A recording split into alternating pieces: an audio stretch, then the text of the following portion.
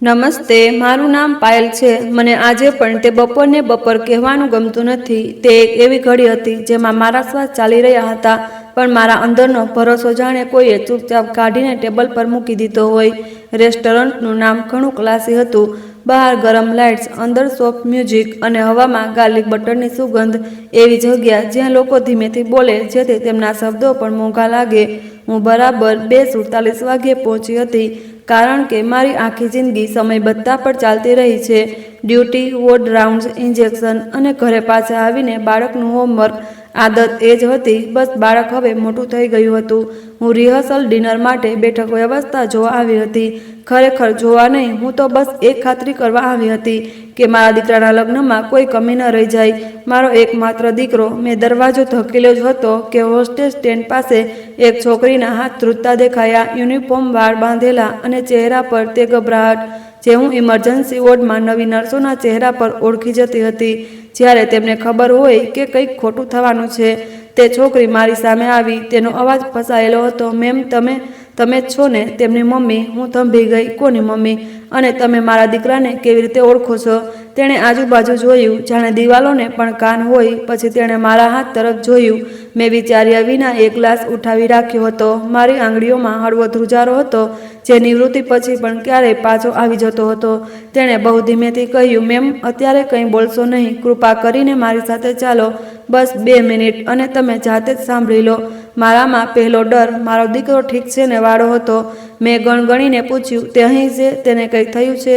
તેની આંખો ભરાઈ આવી. તેણે માથું હલાવ્યું. ના, ઈજા નહીં, પણ તમે તૂટી જશો જો અત્યારે સામે જશો. અને હું તે જ ક્ષણે તેની પાછળ ચાલી પડી, કારણ કે જ્યારે કોઈ અજાણી વ્યક્તિ તમારા બાળકનું નામ જાણતી હોય અને તેની આંખોમાં એવું સત્ય હોય જે તે પોતે પણ સંભાળી ન શકતી હોય, તો તમે સવાલ નથી પૂછતા, તમે બસ સાંભળવા જાઓ છો. તે મને રેસ્ટોરન્ટની અંદર એક પોસ્ટેડ ગ્લાસ ડિવાઈડર પાસે લઈ ગઈ. લાકડાની ડાર્ક ફ્રેમ, વચ્ચે દૂધિયો કાચ જેનાથી બહારની આકૃતિઓ દેખાય, ચહેરાની સચ્ચાઈ નહીં. તેણે મને ખૂણામાં ઊભી રાખી જ્યાં દિવાલ અને ડિવાઈડર મળતા હતા. અહીં જ રહો, તેણે કહ્યું, અને કૃપા કરીને કંઈ પણ થાય અવાજ ન કાઢશો. હું ખરેખર દિલગીરી છું. પછી તે જતી રહી. હું એકલી હતી. મ્યુઝિક ચાલી રહ્યું હતું. ક્યાંક પ્લેટોનો ખણખણાટ થતો હતો અને મારા દિલમાં કોઈ અજાણ્યો સાયરન વાગી રહ્યો હતો. પછી મેં તે હાસ્ય સાંભળ્યું. તે મારા દીકરાનું હાસ્ય હતું. એ જ હાસ્ય જેને મેં બાળપણમાં તેના ગાલ પર કિસ કરીને સાંભળ્યું હતું. એ જ અવાજ જે મને ક્યારેક માં બનાવતો હતો, અને આજે તે જ અવાજે મને બેકાર બનાવી દીધી. યાર, વિચાર, તેણે આખું બજેટ આપી દીધું. દીકરાનો અવાજ કેઝ્યુઅલ, હળવો, જાણે તે કોઈ સેલમાં શોપિંગમાં વાત કરી રહ્યો હોય. કોઈ છોકરાનો અવાજ આવ્યો. અને શું કરશે એ પોતાના પૈસાનું? એની પાસે છે જ કોણ? તું જ તો છે તેની દુનિયા. પછી હાસ્ય, 2-3 લોકોનું, 4 લોકોનું. મારા પેટમાં જાણે કોઈએ બરફ મૂકી દીધો. મારો દીકરો બોલતો રહ્યો. વેન્યુ, ડેકોર, ફોટોગ્રાફી, સંગીત, બધું, અને હનીમૂન પણ. મેં કહ્યું હતું ને, બસ થોડું સ્વીટ બોલો, થોડો ગિલ્ટવાળો ટોન નાખો, બસ કામ થઈ જાય છે. મેં મારા હાથ દિવાલ પર ટેકવ્યા જેથી પડી ના જાવ, અને ત્યારે જ મારા મગજમાં એક લાઈન ગુંજી, તો આ જ હતું મારું માં હોવું. એક છોકરીનો અવાજ આવ્યો, તેજ અને હસતા સ્વરે, પણ એક વાત, મમ્મીને લગ્નમાં બોલાવીશ તો ને? તે તો આવશે જ. મારા દીકરાએ એવો જવાબ આપ્યો જાણે તેને કોઈ સ્પષ્ટ વાત સમજાવી પડી હોય. ના યાર, બોલાવી તો દેશું. મતલબ ટેકનિકલી ઇન્વાઇટનું ડ્રામા રહેશે, પણ ફાઇનલી ગેસ્ટ લિસ્ટમાં તેનું નામ નહીં રહે. મેં મારો શ્વાસ રોકી લીધો. મારા હોઠ અવાજ વિના હલ્યા. તે બોલ્યો, જો મારા લગ્ન છે, તેની દુનિયા અલગ છે. મારી ફિયાન્સે, તેના પપ્પા, તેમના બિઝનેસના લોકો, કોર્પોરેટવાળા. મારી મમ્મી ત્યાં ફિટ નથી બેસતી. અને સાચું કહું તો ફોટામાં બસ અજીબ લાગશે. એક ક્ષણ માટે મને લાગ્યું કે મેં ખોટું સાંભળ્યું. પછી તેણે તે જ વાત બીજી વખત કહી, જાણે ઝેરને 2 વાર પીવડાવવી જરૂરી હોય. તે આવશે તો બધાને ઓકવર્ડ સમજી રહ્યો છે ને? મમ્મીની વાતો, હોસ્પિટલ, નાઇટ ડ્યુટી, ઇન્જેક્શન, અને તે પણ પોતાના જૂનાવાળા સાડી ટાઈપ લુકમાં. બધાને ફ્રીજ લાગશે. તેણે મારા માટે ક્રિસ શબ્દનો ઉપયોગ કર્યો. મારા માટે, જેણે તેના સ્કૂલના જૂતા માટે 2 અઠવાડિયા માત્ર મેગી ખાધી હતી. મારા માટે, જેણે પીએફમાંથી પૈસા કાઢીને તેના કોલેજ હોસ્ટેલની પહેલી ફી ભરી હતી. મારા માટે, જેણે પોતાના શરીરના થાકને દર રાત્રે કાલે ઠીક થઈ જશે કહીને સુડાવ્યો હતો. કોઈએ કહ્યું, ભાઈ, આ તો કોલ્ડ છે. અને મારો દીકરો હસીને બોલ્યો, કોલ્ડ નહીં, પ્રેક્ટિકલ છે, પ્રેક્ટિકલ. જાણે હું કોઈ બિલ હોઉં, જાણે મારો પ્રેમ EMI હોય. પછી તે છોકરીનો અવાજ, તો તેને ક્યારે ખબર પડશે? મતલબ જ્યારે તે તૈયાર થઈને આવશે. મારા દીકરાએ બિલકુલ શાંત થઈને કહ્યું, વેડિંગવાળા દિવસે ત્યાં સુધી બધું પેડ રહેશે, પછી અમે કહી દઈશું. અરે, ગેટ લિસ્ટમાં મિક્સ અપ થઈ ગયો. બસ મેં મારા હોઠ પર હાથ મૂકી દીધો. મારા ગળામાં કંઈક ફસાઈ ગયું અને મારી આંખો સામે મારા જ ઘરનો તે જૂનો કોરિડોર ઘૂમી ગયો જ્યાં હું 3 વર્ષના દીકરાને ખોળામાં લઈને રડી હતી જ્યારે તેના પિતા સુટકેસ લઈને ચાલ્યા ગયા હતા. હા, તે રાતે જ્યારે મારી પાસે 1500 રૂપિયા પણ પૂરા ન હતા અને હું તેમ છતાં દીકરાના માથે હાથ મૂકીને બોલી હતી, હું ક્યાંય નહીં જાઉં, હું તને છોડીને નહીં જાઉં. મેં મારું વચન નિભાવ્યું. દરેક વખતે પણ આજે મારો દીકરો મને છોડવાનો પ્લાન બનાવી રહ્યો હતો અને તે પણ મારી જ કમાણી પર ઊભો રહીને. તે આગળ બોલ્યો, અને મારી મમ્મી સીન નહીં કરે. તે તો ઘરે બેસીને રડશે, પછી પોતાને સમજાવશે કે ભૂલ રહી હશે અને બીજા દિવસે નોર્મલ બિહેવ કરશે. તે જ કરે છે હંમેશા. આ લાઈન મારા સીનામાં છરીની જેમ ખૂપી ગઈ કારણ કે તે સાચો હતો. મેં હંમેશા નોર્મલ બિહેવ કર્યું, મેં હંમેશા એડજસ્ટ કર્યું, મેં હંમેશા મારા અપમાનને ફેમિલી મેટર કહીને દબાવ્યું અને તે જ આદત પર તેનો આખો પ્લાન ટકેલો હતો. અચાનક મારા હાથમાંથી ગ્લાસ લપસી ગયો. તે પડ્યો નહીં, બસ હળવો કાર્પેટ પર થડ થયો. કોઈએ ધ્યાન ન આપ્યું કારણ કે બહાર મારા દીકરાનું હાસ્ય વધારે લાઉડ હતું. મેં મારી આંખો બંધ કરી અને પાછલા વર્ષો ખુલવા લાગ્યા જાણે કોઈ જૂની ફાઇલ કેબિનેટ આપોઆપ ખુલતી જાય. હું સરકારી હોસ્પિટલમાં નર્સ હતી. નાઇટ ડ્યુટી, ઇમરજન્સી, આઈસીયુ બધું જોયું હતું. મેં લોકોને મરતા જોયા પણ ક્યારે વિચાર્યું ન હતું કે મારો ભરોસો આવી રીતે મજાકમાં મરશે. જ્યારે દીકરો 12 વર્ષનો હતો મેં મારી છેલ્લી સોનાની ચેન ગીરવે મૂકી હતી જેથી તેનો કોમ્પ્યુટર ક્લાસ મિસ ન થાય. જ્યારે તે 16 વર્ષનો થયો, કોચિંગની ફી માટે મેં LIC લોન લીધી. જ્યારે તેણે કહ્યું, માં હું બહાર સિટીમાં જોબ કરીશ, હું ખુશ થઈ અને પછી તે જ ખુશીમાં મેં મારા નિવૃત્તિ ફંડમાંથી તેનું પહેલું ડિપોઝિટ પણ આપી દીધું. પછી ફિયાન્સે આવી, ખૂબ જ પોલિશ, ખૂબ જ કોન્ફિડન્ટ અને ખૂબ જ અમને તો આવું જ જોઈએ વાળી. પહેલાં તેણે મીઠાશથી કહ્યું, આંટી તમે તો ફેમિલી છો. પછી ધીમે ધીમે દરેક મિટિંગમાં તે એક લાઈન બોલતી, તમે જ તો પે કરી રહ્યા છો એટલે તમારે જોવું જોઈએ. અને હું પે કરતી ગઈ. ક્યારેક વેન્યુનો એડવાન્સ, ક્યારેક ડેકોરનું ટોકન, ક્યારેક ફોટોગ્રાફર, ક્યારેક સંગીતની લાઇટ્સ, ક્યારેક મેકઅપ આર્ટિસ્ટનું પ્રીમિયમ પેકેજ. દરેક પેમેન્ટ સાથે મારા અંદર એક નાનકડો ડર ઊભો થતો, આટલો ખર્ચ શું હું સંભાળી શકીશ? અને દરેક વખતે મારો દીકરો એ સ્માઇલ આપતો, only if you are comfortable mom. પણ તમે જ તો છો ને જે હંમેશા મારી સાથે રહ્યા છો. અને હું કમ્ફર્ટેબલ હોવાનો ઢોંગ કરતી રહી કારણ કે એક સિંગલ મધર માટે ના કહેવું સૌથી મોટો શબ્દ હોય છે. તે શબ્દ જે તમને લાગે કે ક્યાંક તમારું બાળક તમને પણ તેના પિતા જેવા જ સમજી ન લે. હું તે જ યાદમાં ડૂબેલી હતી કે કોઈએ મારા હાથને ધીમેથી સ્પર્શ્યો. તે જ વેટ્રસ, તેની આંખોમાં ગુસ્સો હતો મારા માટે. મેમ, તેને ગણગણીને કહ્યું. મેં આ વાત ગયા અઠવાડિયે પણ સાંભળી હતી. મને લાગ્યું કદાચ હું ખોટું સાંભળી રહી છું. પણ આજે જ્યારે તમે આવ્યા અને તમે માં નીકળ્યા, હું ચૂપ ન રહી શકી. મેં તેની તરફ જોયું. તેનો ચહેરો થાકેલો હતો પણ તેનું દિલ સીધું હતું. મેં બસ એટલું કહ્યું, ધન્યવાદ, મારે બહાર જવું છે. તે મને કિચનવાળા રસ્તેથી લઈ ગઈ જ્યાં સ્ટાફ ચાલતો હતો. છરીઓના અવાજો, ઓર્ડરના કોલ્સ, બધું નોર્મલ હતું. દુનિયા નોર્મલ હતી, માત્ર હું નોર્મલ ન હતી. ગલીમાં તડકો ખૂબ તેજ લાગ્યો, જાણે કોઈએ આંખો પર ટોર્ચ મારી હોય. હું ગાડીમાં બેઠી, સ્ટીયરિંગ પકડ્યું અને થોડીવાર બસ સામે જોતી રહી. કંઈ પણ નહીં, બધું જ. ત્યારે જ ફોન વાઇબ્રેટ થયો. મારા દીકરાનો મેસેજ, મોમ, આજે માર્કોનો મળવાનું છે. Thanks again for everything, love you. તે હાર્ટ ઇમોજી જોઈને મારા હોઠ ધ્રુજ્યા કારણ કે લવ યુનો મતલબ હવે મને સાફ દેખાઈ રહ્યો હતો. Pay you. મેં ગાડી સ્ટાર્ટ કરી, ઘરે પહોંચી, કિચન ટેબલ પર બેઠી. તે જ ટેબલ જ્યાં મેં તેના ગણિતના દાખલા કરાવ્યા હતા, જ્યાં મેં તેનું લંચ બોક્સ બંધ કર્યું હતું, આજે જ્યાં મેં દર મહિને બિલ્સ જોડીને પોતાને સમજાવ્યું હતું કે થઈ જશે. આજે પહેલીવાર મેં પોતાને કહ્યું, હવે નહીં. મેં લેપટોપ ખોલ્યું, બેંક સ્ટેટમેન્ટ્સ કાઢ્યા, દરેક પેમેન્ટનો રેકોર્ડ, દરેક વેડરની કન્ફર્મેશન, બધું જ. અને ત્યારે જ મને મારી નર્સ ટ્રેનિંગની સૌથી જૂની શીખ યાદ આવી, જો જિંદગી બચાવી છે તો ડોક્યુમેન્ટેશન બચાવો. મેં કોન્ટ્રાક્ટ્સમાં સ્ક્રોલ કર્યું અને એક નામ પર આંગળી અટકી ગઈ. મારી નર્સિંગ સ્કૂલની મિત્ર, હવે વકીલ. તેનો ફોન હંમેશા ડાયરેક્ટ, હંમેશા ક્લિયર. મેં કોલ કર્યો, તેણે બીજી રિંગ પર ઉઠાવ્યો. શું થયું? આટલો લેટ આફ્ટરનૂન કોલ? અને મારા મોંમાંથી અવાજ નીકળ્યો, ખૂબ જ સ્થિર, ખૂબ જ ઠંડો, એવો અવાજ જે મારા પોતાના કાનને પણ નવો લાગ્યો. મારી પાસે 7 દિવસ છે અને મેં મારા દીકરાને આજે મારા રિટાયરમેન્ટ પર હસતા સાંભળ્યો છે. મને જણાવો કે હું જે કરી રહી છું તે કાયદેસર રીતે કેવી રીતે કરું અને સ્વચ્છ રીતે કેવી રીતે કરું. ફોનની બીજી બાજુ તરફ એક ક્ષણ મૌન હતું. પછી તેનો અવાજ આવ્યો, ધીમો પણ તેજ આગ જેવો, ગુડ, હવે રડવાનું નહીં, હવે આપણે પ્લાન બનાવીશું. અને તે જ ક્ષણે મને સમજાયું. મારા દીકરાએ મને પ્રેક્ટિકેબલ કહી હતી, પણ તે એક વાત ભૂલી ગયો હતો. મેં આઈસીયુ પણ જોયું છે, અને આઈસીયુમાં જે સર્વાઈવ કરે છે તે તૂટીને નથી રહેતો, તે બદલાઈ જાય છે. તે રાત્રે હું ખૂબ મોડે સુધી કિચનની તે જ ખુરશી પર બેસી રહી. બહાર રોડ પર બાળકોના અવાજો આવી રહ્યા હતા. કોઈના ઘરમાં ટીવી પર જૂનું ગીત ચાલી રહ્યું હતું, અને મારા ફ્રીજની મોટર વચ્ચે વચ્ચે એવી રીતે ચાલુ થતી હતી જાણે તે પણ મને યાદ અપાવી રહી હોય કે ઘર હજી પણ ચાલી રહ્યું છે. બસ મારા અંદર કંઈક અટકી ગયું હતું. મેં બધા પેમેન્ટ્સની લિસ્ટ કાઢી હતી, દરેક વેન્ડરનું નામ, દરેક એડવાન્સ, દરેક રિસિપ્ટ, દરેક વોટ્સએપ કન્ફર્મેશન. અને જેટલી વાર હું તે નંબરોને જોતી રહી એટલી વાર મને એક વાત સ્પષ્ટ થતી ગઈ. આ ખર્ચ કોઈ લગ્ન પર નહોતો થયો. આ ખર્ચ મારી ચૂપકીદી પર થયો હતો, મારા હા પર, મારા ડર પર, મારી તે આદત પર જેમાં હું દરેક વખતે પોતાને પાછળ કરીને મારા બાળકને આગળ કરી દેતી હતી. ફોન પર મારી મિત્રના અવાજો હજી પણ મારા કાનમાં હતા. પ્લાન બનાવો છે તો ઇમોશનથી નહીં, પેપર વર્કથી શરૂ કર, તેણે કહ્યું હતું. અને એક વાત એકલી ન કરજે, મેં તેને સવારે મળવાનું કહ્યું.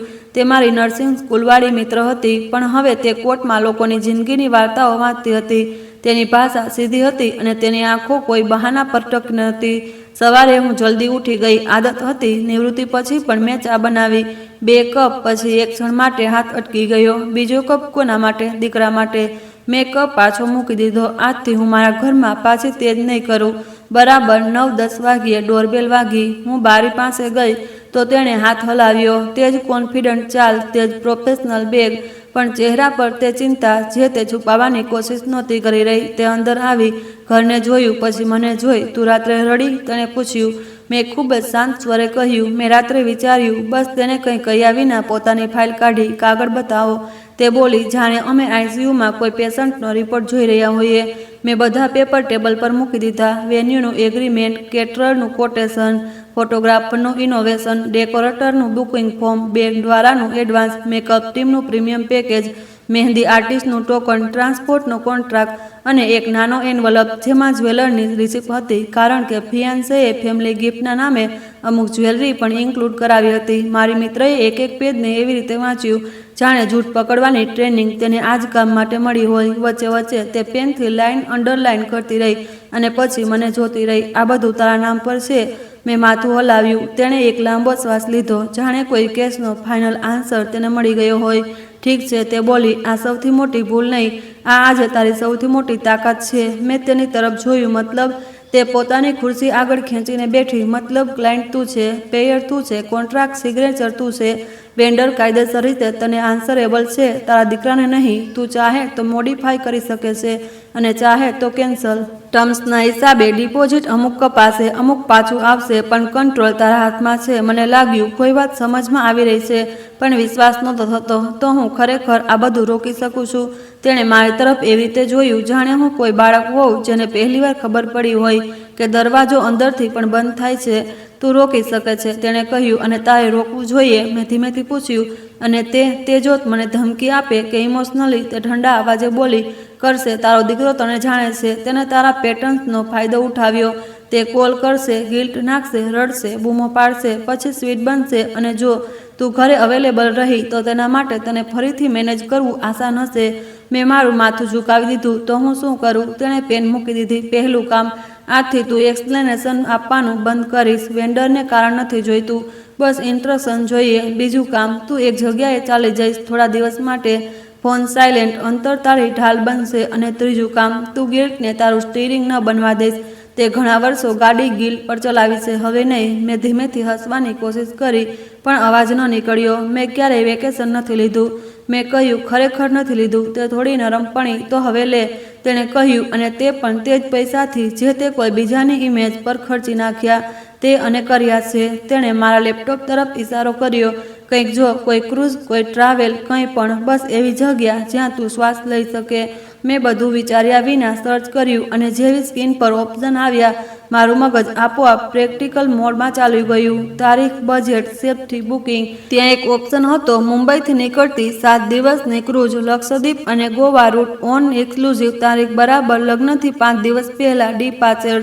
કિંમત મારા માટે ક્યારેય અનરિઝનેબલ હતી, પણ આજે તે લાખો સામે કંઈ પણ નહીં. મારી આંગળી ટ્રેક પેડ પર અટકી. મેં પોતાને પૂછ્યું, હું ખરેખર આ કરી શકું છું? મારી મિત્રએ બસ એટલું કહ્યું, હવે વિચારવાનો સમય નથી, કન્ફર્મ દબાવ. અને મેં દબાવી દીધું. એક ક્ષણમાં બુકિંગ કન્ફર્મ થઈ ગયું. મારા દિલે પહેલીવાર કોઈ ડરથી નહીં પણ કોઈ રાહતથી ધબકવાનું શરૂ કર્યું. મારી મિત્ર ઊભી થઈ. હવે વેન્ડર કોલ્સ, તેણે કહ્યું. એક એક કરીને હું અહીં જ બેસીશ, તું બોલીશ અને હું સાંભળીશ. મેં લિસ્ટ ખોલી. સૌથી પહેલા વેન્યુ. મેં નંબર ડાયલ કર્યો. રિંગિંગ. પછી એક સ્વીટ પ્રોફેશનલ અવાજ, નમસ્તે મેમ, અરવલ્લી હેરિટેજ લોનમાંથી બોલી રહી છું, કેવી રીતે મદદ કરી શકું? મારી જીભ સુકાઈ ગઈ. મેં પોતાને યાદ કરાવ્યું, એક્સપ્લેનેશન નહીં, બસ ઇન્સ્ટ્રક્શન. મારા નામથી જે બુકિંગ છે આવતા શનિવારની, મેં કહ્યું, તે કેન્સલ કરવાની છે. આખો ઇવેન્ટ કેન્સલ મેમ, કેન્સલ? તેનો અવાજ એકદમ શોક થઈ ગયો. શું કોઈ સમસ્યા? મારી મિત્રએ ટેબલ નીચેથી મારા પગને હળવો ટેપ કર્યો, જાણે કહી રહી હોય, ન લપસતી. મેં કહ્યું, ફેમિલી સિચ્યુએશન છે, ઇવેન્ટ નહીં થાય. કોન્ટ્રાક્ટ અનુસાર રિફંડ અને કેન્સલેશન પ્રોસેસ શરૂ કરી દો. થોડું ટાઈપિંગ થયું. મેમ, તમે ટોટલ 18,500 વેન્યુ રેન્ટલ પે કર્યું છે. ડિપોઝિટ ₹5 લાખ નોન રિફંડેબલ છે, પણ બાકીની અમાઉન્ટ ટાઈમલાઇનના હિસાબે પાર્ટિયલ રિફંડ થઈ શકે છે. તેણે ટર્મ્સ વાંચ્યા. હું સાંભળતી રહી અને મારી મિત્ર નોટ્સ બનાવતી રહી. મેં બસ એટલું કહ્યું, કૃપા કરીને મને કેન્સલેશન કન્ફર્મેશન આજે જ ઈમેલ કરો અને રિફંડ શેડ્યુલ પણ લખીને મોકલો. જી મેમ, તેણે કહ્યું. અમે મેલ કરી દઈએ છીએ. કોલ ખતમ થતાં જ મારા હાથ ધ્રુજવા લાગ્યા, પણ આ વખતે કમજોરીથી નહીં. આ વખતે મારા અંદર કોઈ નવો મસલ બની રહ્યો હતો. બીજો નંબર કેટરર. મેમ, 450 ગેસ્ટનું પ્રીમિયમ બુકે પેકેજ હતું, તમે કેન્સલ કરી રહ્યા છો? મેં કહ્યું, હા. કૃપા કરીને કેન્સલેશન પોલિસી અનુસાર રિફંડ પ્રોસેસ કરો. તેઓ બોલતા રહ્યા. Place course, advance menu, testing fees, staff booking. મેં વચ્ચે ન કાપ્યું, બસ તે જ લાઈન દોહરાવી. Please send it on email confirmation today. ત્રીજો ડેકોરેટર. મેમ, અમારું સ્ટેજ સ્ટ્રક્ચર તો બની ચૂક્યું છે, આર્ટિફિશિયલ ફ્લાવર ઓર્ડર થઈ ગયા છે. મેં કહ્યું, જે પણ ટર્મ્સ છે ફોલો કરો. રિફંડ જે એપ્લિકેબલ છે તે જ હિસાબે પ્રોસેસ કરો. પછી ફોટોગ્રાફર અને બેન્ડ, પછી ડીજે, પછી મહેંદી, મેકઅપ.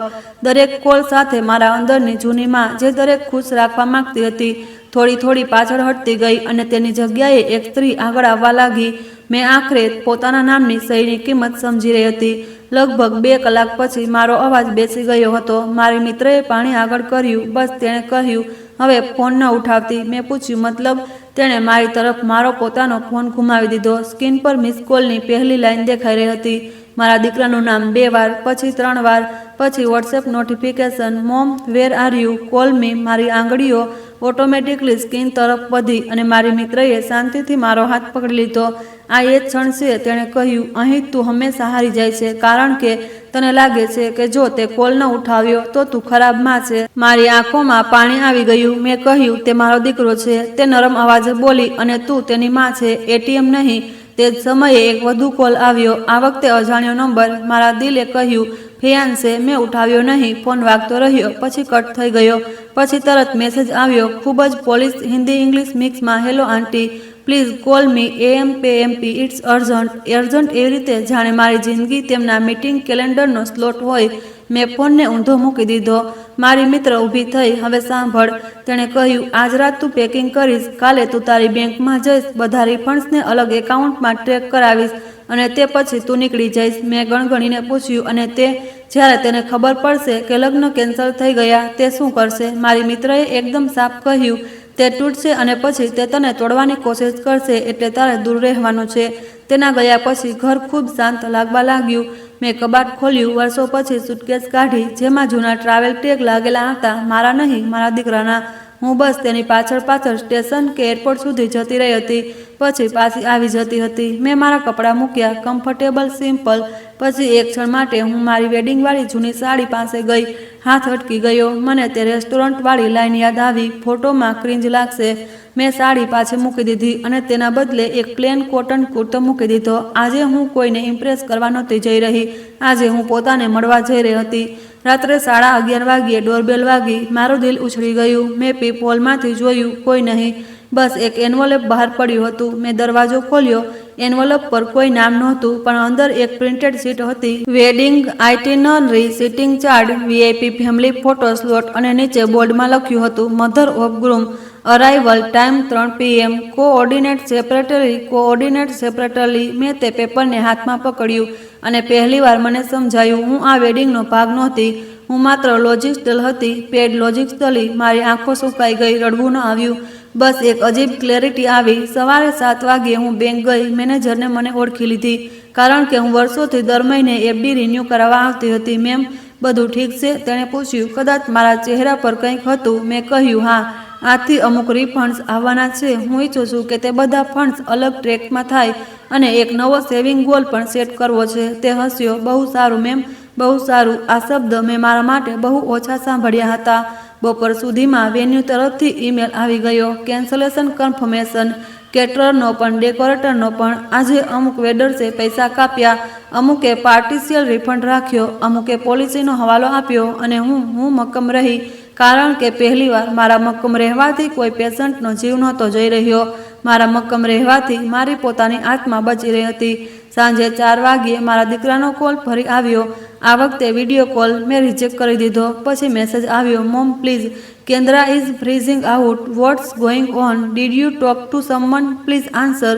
મેં સ્ક્રીન પર જોયું, કેન્દ્રા ફિશિંગ આઉટ. મારા અંદર કોઈ જૂની સહાનુભૂતિ જાગી. પછી તરત જ તે રેસ્ટોરન્ટનું હાસ્ય યાદ આવ્યું. મારા માટે સહાનુભૂતિ ત્યાં હતી નહીં. મેં ફોનને એરોપ્લેન મોડ પર કરી દીધો. બીજા દિવસે હું પોર્ટ તરફ નીકળી ગઈ.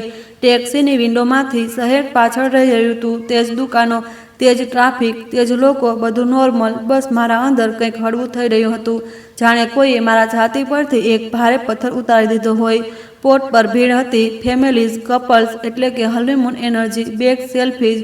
હું એકલી હતી. પહેલીવાર એકલી. અને પહેલીવાર મને એકલતા નહોતી લાગી, મને સ્પેસ લાગી. જ્યારે શિપે ધીમે ધીમે કિનારો છોડ્યો, હવામાં મીઠાની ગંધ આવી. સમુદ્રનો રંગ મારા માટે નવો નહોતો, પણ તે રંગને હું પહેલીવાર પોતાના માટે જોઈ રહી હતી. હું ડેક પર ઊભી હતી અને ત્યારે જ મારા ફોનનું એરોપ્લેન મોડ આઇકન મને દેખાયું. મેં વિચાર્યું, બસ 7 દિવસ. 7 દિવસ હું કોઈની માં નહીં, કોઈની સ્પોન્સર નહીં, કોઈની ગિલ્ટ ઓબ્ઝર્વર નહીં.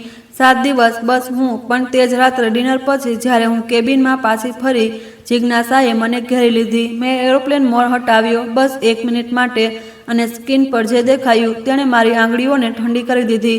137 મિસ કોલ અને એક વોઇસ નોટ. મારા દીકરાની લાંબી ધ્રુજતી. તેની નીચે એક વધુ મેસેજ, અજાણ્યા નંબરથી. મેડમ, પોલીસ સ્ટેશનથી બોલી રહ્યો છું. તમારા ઘરે ઇસ્યુ થયો છે. Please call back urgently. મારા હાથમાંથી ફોન લગભગ છૂટી ગયો. હું બેડના કિનારે બેસી ગઈ. સમુદ્ર બહાર શાંત હતો, પણ મારા અંદર ફરીથી સાયરન વાગવા લાગ્યો. મેં કોલ બટન પર આંગળી મૂકી અને તે જ ક્ષણે મને મારી મિત્રની વાત યાદ આવી. જ્યારે તે પેનિક કરશે, તે તને કંટ્રોલ કરવા માટે દરેક દરવાજો ખખડાવશે.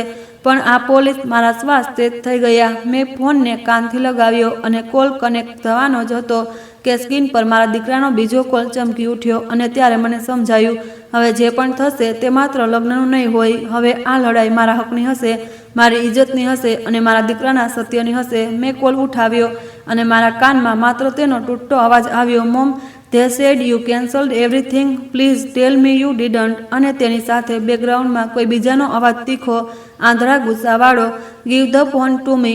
મારા શરીરમાં ધ્રુજારી દોડી ગઈ, કારણ કે તે અવાજ કેન્દ્રનો હતો. મેં ફોન કાનથી લગાવ્યો અને એક ક્ષણ માટે મને લાગ્યું જાણે સમુદ્રની બધી હવા પણ રોકાઈ ગઈ હોય. Mom, they said you cancelled everything. Please tell me you didn't. મારા દીકરાનો અવાજ ધ્રુજી રહ્યો હતો. તે એ જ બાળક લાગી રહ્યો હતો જે તાવમાં મારો પાલો પકડીને સૂઈ જતો હતો.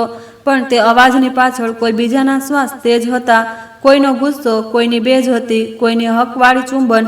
અને પછી તે તીખો અવાજ સીધો મારા કાનમાં ચીસો પાડ્યો, hello aunty, you are doing drama. You can't just cancel my wedding like this. મેં મારા ખભા સીધા કર્યા. મારી આંગળીઓ ફોન પર કસાઈ ગઈ, પણ મારો સ્વર પહેલીવાર બિલકુલ સ્થિર હતો. મેં કોઈના લગ્ન કેન્સલ નથી કર્યા. મેં કહ્યું, મેં મારા નામથી કરેલા કોન્ટ્રાક્ટ કેન્સલ કર્યા છે. તેણે હસીને ખૂબ તીરછી રીતે કહ્યું, વાહ, so you admit it. You rudely everything because of your ego. મારા દીકરાએ વચ્ચે ગભરાઈને કહ્યું, Kendra please. Mom, listen, it's not like that. There is confusion. Someone must have. મેં ધીમેથી કહ્યું, કન્ફ્યુઝન નથી. પછી મેં મારું નામ લીધું, જાણે પોતાને પણ યાદ અપાવી રહી હોય કે હું કોણ છું. મેં મારા કાનોથી સાંભળ્યું છે. ફોન પર 1 સેકન્ડનું મૌન છવાઈ ગયું, જાણે કોઈએ રૂમની લાઇટ બંધ કરી દીધી હોય. તમે શું સાંભળ્યું? દીકરાનો અવાજ ધીમો થઈ ગયો. મેં આંખો બંધ કરી. રેસ્ટોરન્ટનું તે હાસ્ય, તે શબ્દો, ક્રિંજ, ગેસ લિસ્ટ, ફોટોઝ બધું પાછું આવી ગયું.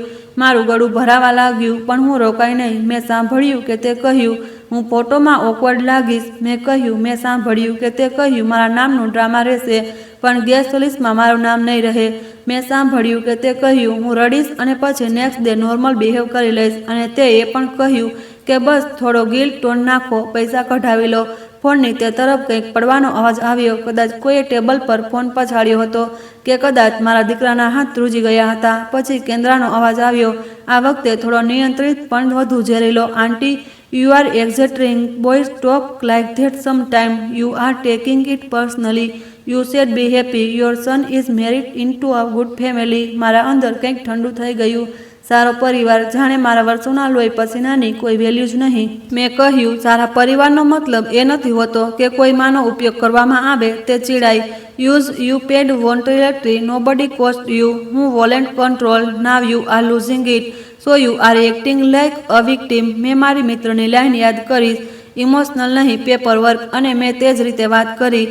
મેં વોલ્ટરનિટી પે કર્યું કારણ કે મને જણાવવામાં આવ્યું કે હું ફેમિલી છું. મેં કહ્યું, પણ જે વસ્તુઓ પર મેં પે કર્યું તેના બધા એગ્રીમેન્ટ્સ મારા નામ પર છે. વેન્ડર મને જવાબ આપશે અને મેં કેન્સલેશન પોલિસીઝ અનુસાર ઇન્ટ્રોડક્શન આપી દીધા છે. દીકરો વચ્ચે ઘૂંટાયેલો અવાજમાં બોલ્યો, મોમ પ્લીઝ, અમે વાત કરી શકીએ છીએ. તમે પાછા આવી જાઓ. આ ક્રૂઝ હુઝ બસ પ્લીઝ. તેની વાત સાંભળીને પહેલીવાર મને અહેસાસ થયો કે તે ક્યાંથી ડરી રહ્યો છે. લગ્નથી નહીં, કંટ્રોલ છૂટવાથી. તે ચોક્કસતાના તૂટવાથી કે હું હંમેશા તે જ કરીશ જે તે અપેક્ષા રાખે છે. મેં કહ્યું, હું પાછી આવીશ, પણ હું હવે જૂની રીતે પાછી નહીં આવું. કેન્દ્રા ફરી ચીડાઈ ગઈ. Aunty, you can't blackmail us. We already told everyone. My parents are exhausted. My dad is calling contract. This is Delhi. Reputation matter. તે રેપ્યુટેશન શબ્દ પર હું હળવી હસી, પણ સ્મિતમાં કોઈ ખુશી નહોતી. મારી રેપ્યુટેશન ત્યારે મેટર નહોતી કરતી જ્યારે હું રાત હોસ્પિટલમાં ઊભી રહેતી હતી.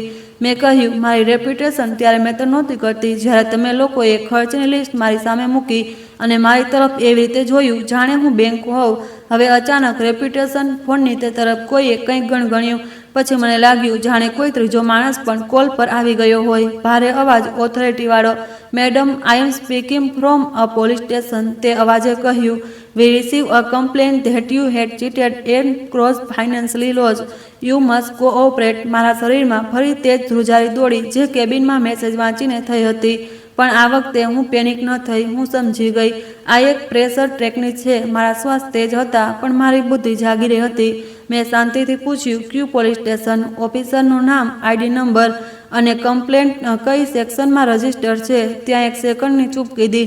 પછી તેણે કહ્યું, madam, you don't need detail, just come and settle. મેં તરત કહ્યું, હું હાલમાં મુંબઈમાં નથી અને કોઈ પણ ઓફિશિયલ કમ્યુનિકેશન માટે તમે મારા વકીલ સાથે વાત કરશો. હું હમણાં નંબર આપું છું. અને રોકાયા વિના મેં મારી મિત્રનું નામ લીધું. મારી લોયર ફ્રેન્ડ, તે હમણાં અવેલેબલ છે. તમે તેની સાથે વાત કરો. તે અવાજ તરત બદલાઈ ગયો. હવે તેમાં એવી ઓથોરિટી નહોતી રહી. No need, we can handle this within family. મેં તે જગ્યાએ બાઉન્ડ્રી લગાવી દીધી. ફેમિલીમાં હેન્ડલ કરવાના નામે મને મેન્યુપ્લેટ કરવામાં આવી છે. હવે નહીં. મેં કોલ કાપી દીધો અને મારા હાથ હળવા ધ્રુજી રહ્યા હતા. પણ મને ખબર હતી કે જો હું અત્યારે ડરી ગઈ તો બધું પાછું ત્યાં જતું રહેશે. મેં ઊંડો શ્વાસ લીધો. પછી મારી વકીલ મિત્રને કોલ કર્યો. તેણે પહેલી રિંગ પર ઉઠાવ્યો.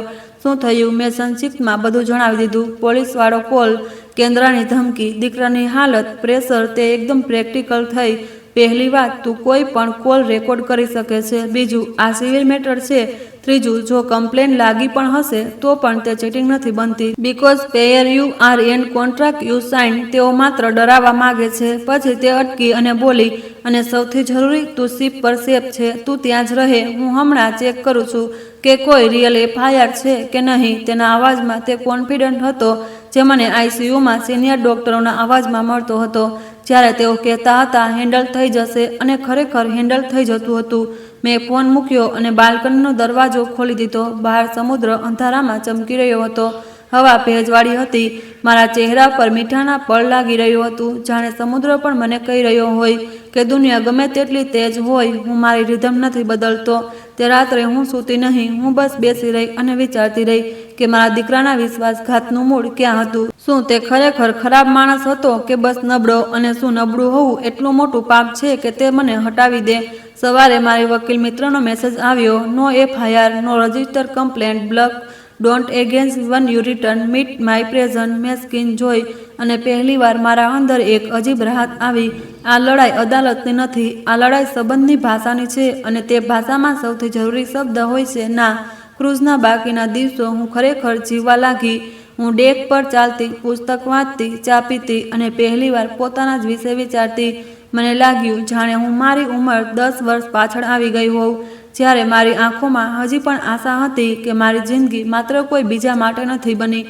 5મા દિવસે જ્યારે શિપ ગોવા પાસે ધીમી થઈ અને મને એક અજાણ્યો વોટ્સએપ મેસેજ આવ્યો, તે જ waitress, ma'am I am sorry, they fired me, they said I interfere, but I don't regret, I just want to be okay. મેં મેસેજ વાંચીને આંખો બંધ કરી લીધી. દુનિયામાં અમુક લોકો હોય છે જે તમારા લોહીના સંબંધ નથી હોતા, પણ તે દિવસે તમારા માટે ઇન્સાનિયત બની જાય છે. મેં તેને રિપ્લાય કર્યો, તે જે કર્યું તે ખોટું નહોતું, તું એકલી નથી, હું પાછી આવીને તને મળીશ. પાછા ફરવાના દિવસે પોર્ટ પર પગ મૂકતા જ મને લાગ્યું કે જમીન થોડી ભારે છે, જાણે સમુદ્રએ મને હળવી કરી હતી અને શહેર ફરીથી વજન નાખવા આવી ગયું હતું. મારી વકીલ મિત્ર ત્યાં જ હતી, તેની સાથે એક ડ્રાઈવર. તેને મને જોઈ તો બસ એટલું બોલી, તું ઠીક લાગી રહી છે. મેં કહ્યું, હું ઠીક છું, બસ હવે હું સાફ છું. અમે સીધા તેની ઓફિસ ગયા. ત્યાં એસીની ઠંડી હવા હતી અને દિવાલ પર ફ્રેમ કરેલી ડિગ્રીઓ. મને પહેલાં તે બધું ડરાવતું હતું, આજે તે મને ઢાલ લાગી રહ્યું હતું. બરાબર 6:30 વાગ્યે મારા દીકરાનો કોલ આવ્યો. આ વખતે હું ઓફિસમાં હતી. સ્પીકર પર, મોમ આઈ એમ ડાઉનસ્ટેયર. તેણે કહ્યું, કેન આઈ કમ અપ? મારી મિત્રએ મારી તરફ જોયું અને મેં માથું હલાવ્યું, આવવા દો.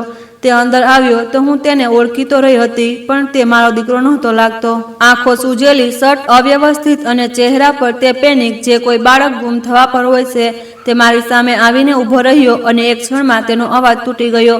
મેં આવું નહોતું જોઈતું. મેં તેને રોક્યો નહીં. મને તેના આંસુઓથી પ્રોબ્લેમ નહોતો, મને તેની વિચારસરણીથી પ્રોબ્લેમ હતો. તે કહ્યું હતું, હું નોર્મલ બિહેવ કરી લઈશ. મેં કહ્યું, આજે નોર્મલ થવાનો સમય નથી, આજે સત્ય બોલવાનો સમય છે.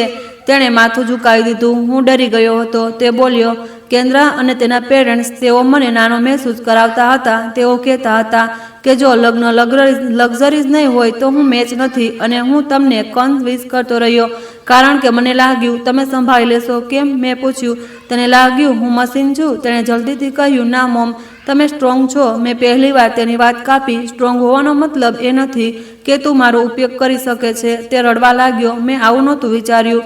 હું બસ તે જ સમયે દરવાજો ખુલ્યો અને કેન્દ્રા અંદર આવી. તેની સાથે બીજા 2 લોકો પણ હતા, કદાચ તેના માતા પિતા. તે ઓફિસના રિસેપ્શનમાંથી સીધી અંદર ઘૂસી આવી, જાણે તેને દુનિયામાં દરેક જગ્યાએ એન્ટ્રી મળવી જોઈએ. તેણે મને જોઈને આંખો ત્રાસી કરી. So this is your plan? You brought him to a lawyer to shame him? મારી વકીલ મિત્ર ઊભી થઈ. Ma'am, this is a private meeting, you are not invited. કેન્દ્રાએ હસીને કહ્યું, invited? I am the bride. મારી મિત્રએ શાંત સ્વરે કહ્યું, બ્રાઇડ નહીં, ક્લાયન્ટની મીટિંગમાં ટેસ્ટ પાસ. કેન્દ્રાએ મારી તરફ ઝૂકીને કહ્યું, aunty, you will pay for this. My dad has contracts, we can match this ugly. તેના પિતાએ ભારે અવાજમાં કહ્યું, madam, settle this, return the money or will find cases. મેં તેમની તરફ જોયું. મારા અંદર ડર હતો. હું જૂઠું નહીં બોલું, પણ ડરની ઉપર હવે ક્લેરિટી હતી.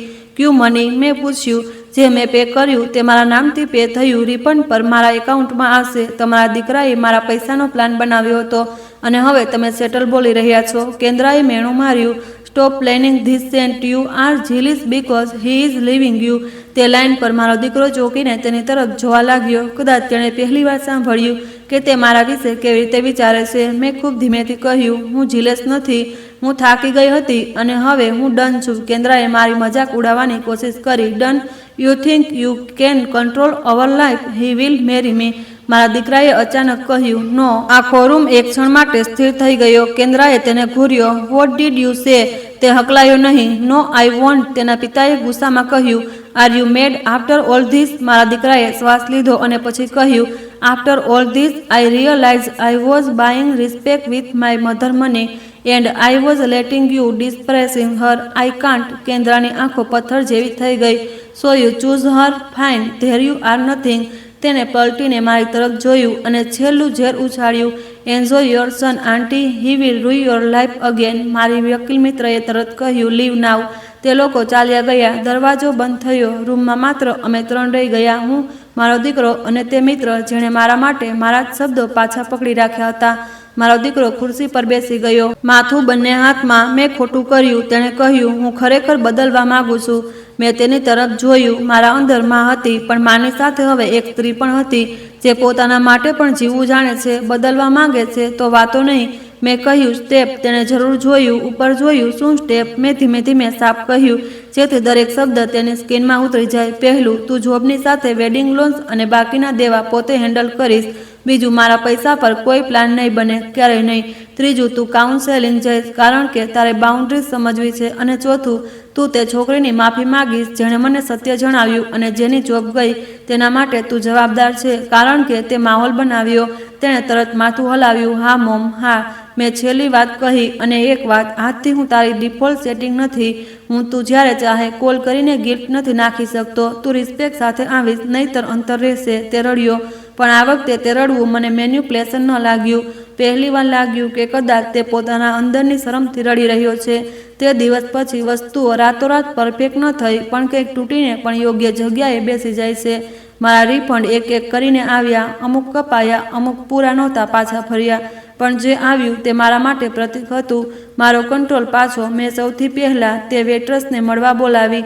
તે ડરતી આવી, જાણે તેને લાગ્યું હોય કે હું પણ તેને દોષ આપીશ. મેં તેને બેસાડી, ચા આપી અને તેના હાથમાં એક એન્વલપ રાખ્યું. આ ચેરિટી નથી, મેં કહ્યું. આ ઇન્વેસ્ટમેન્ટ છે. તું નર્સિંગ કરવા માંગતી હતી ને? એડમિશન ફીસ અને ફર્સ્ટ સેમેસ્ટરનો ખર્ચ બાકી તું જાતે કરીશ. અને જો તને પાર્ટ ટાઈમ જોઈએ તો હું હોસ્પિટલવાળા કનેક્શનથી હેલ્પ કરાવી આપીશ. તેની આંખો ભરાઈ આવી. મેમ, કેમ? મેં કહ્યું, કારણ કે તે મને મારા દીકરા પહેલાં ઇન્સાન સમજી. અમુક અઠવાડિયા પછી મારો દીકરો ખરેખર કાઉન્સેલિંગ ગયો. તેણે જોબમાં ઓવરટાઈમ લીધો.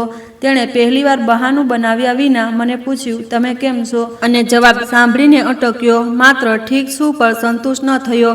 અને મેં પહેલીવાર પોતાના માટે સ્મોલ થિંગ શરૂ કર્યા. મોર્નિંગ વર્ક, એક આર્ટ ક્લાસ, રવિવારે મંદિરમાં બેસીને શાંતિ, ક્યારેક બસ બાલ્કનીમાં ચૂપ બેસીને હવા સાંભળવી. કારણ કે મેં જિંદગીભર બીજાના અવાજો સાંભળ્યા હતા. હવે મારે પોતાનો અવાજ સાંભળવો હતો. એક દિવસ જ્યારે હું કિચનમાં શાક બનાવી રહી હતી, ત્યારે મારો દીકરો ચૂપચાપ આવ્યો અને બોલ્યો, મોમ, આઈ એમ સોરી. તમે જે સાંભળ્યું તે તમે ડિઝર્વ નહોતા કરતા. મેં છરી મૂકી, તેની તરફ જોયું અને મેં બસ એટલું કહ્યું, મેં માફ કર્યું, પણ હું ભૂલીશ નહીં, જેથી હું ફરી તે જ ભૂલ ન કરું. તેની આંખો લાલ થઈ ગઈ. તેણે માથું હલાવ્યું. આઈ અન્ડરસ્ટેન્ડ. અને તે ખરેખર તે દિવસ પછી અમારા સંબંધમાં એક નવી વસ્તુ આવી. ડર નહીં, ક્લેરિટી. પ્રેમ હવે મજબૂરી નહોતો. પ્રેમ હવે ચોઈસ હતો. આજે પણ ક્યારેક મને તે રેસ્ટોરન્ટ યાદ આવે છે. તે ડિવાઈડર, તે હાસ્ય, તે શબ્દો. પણ મને હવે તેનાથી માત્ર દર્દ નથી થતું. હવે મને તેનાથી એક બોધપાઠ પણ મળે છે. જો કોઈ તમારા પ્રેમને ટ્રાન્ઝેક્શન બનાવે છે, તો તમે આગામી પેમેન્ટ આપવા માટે બંધાયેલા નથી. અને જો તમે આ વાર્તા સાંભળી રહ્યા છો, તો બસ એક સવાલ પોતાને પૂછો, તમે કોના માટે નોર્મલ બિહેવ કરતાં પોતાને ખોઈ રહ્યા છો? જો તમે ક્યારેય કોઈ પોતાના માટે પોતાને નાના કર્યા છે, તો કમેન્ટમાં માત્ર એટલું લખી દો, હવે નહીં. અને જો તમે આવી વધુ વાર્તાઓ ઈચ્છો છો જે તમને અંદરથી મજબૂત બનાવી દે, તો વિડીયોને લાઇક કરી દો, ચેનલને સબસ્ક્રાઈબ કરી લો અને બેલ આઇકન પર ક્લિક કરો, જેથી આગામી અપડેટ સૌથી પહેલાં તમને મળે. ધન્યવાદ.